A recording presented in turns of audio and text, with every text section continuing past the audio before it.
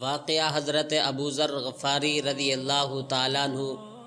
ابو ذر غفاری رضی اللہ تعالیٰ عنہ فرماتے ہیں، دین اسلام کے آنے سے پہلے، محبوب صلی اللہ علیہ وسلم کے نبوت کا اعلان کرنے سے پہلے ہماری یہ حالت تھی کہ ہم بتوں کی عبادت کیا کرتے تھے، ہم بتوں کی عبادت میں لگے ہوئے تھے۔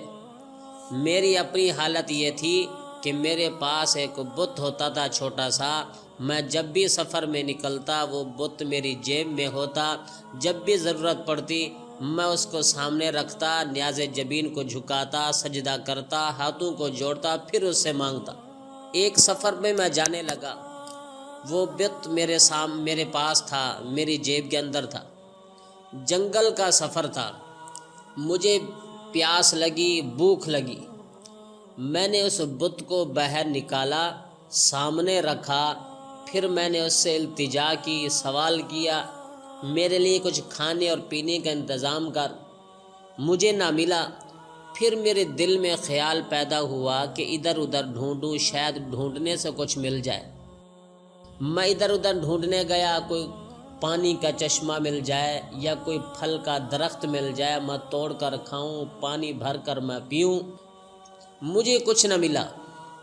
پھر جب میں واپس آیا، لوٹا واپس اپنے بت کی طرف، دیکھا بت پانی سے نہایا ہوا ہے، پانی ٹپک رہا ہے اس سے۔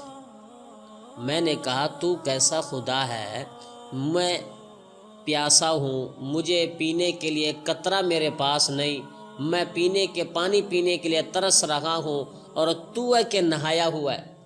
پھر میرے دل میں خیال پیدا ہوا، میں اس کو دیکھوں تو صحیح، یہ پانی آتا کہاں سے لایا پانی؟ میں چھپ کر ایک درخت کے آڑ میں رکا ہوا، میں دیکھ رہا تھا۔ میں نے کیا دیکھا کہ ایک لومڑی آئی، اس بت کے اوپر پیشاب کر کے چلی گئی۔ میرے دل میں چوٹ لگی۔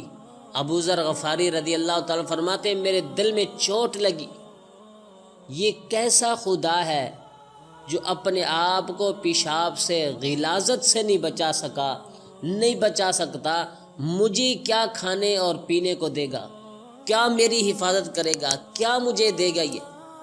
فرمایا مجھے سمجھ آیا یہ راستہ بھی غلط ہے، یہ بت بھی باطل ہے، یہ طریقہ بھی باطل ہے۔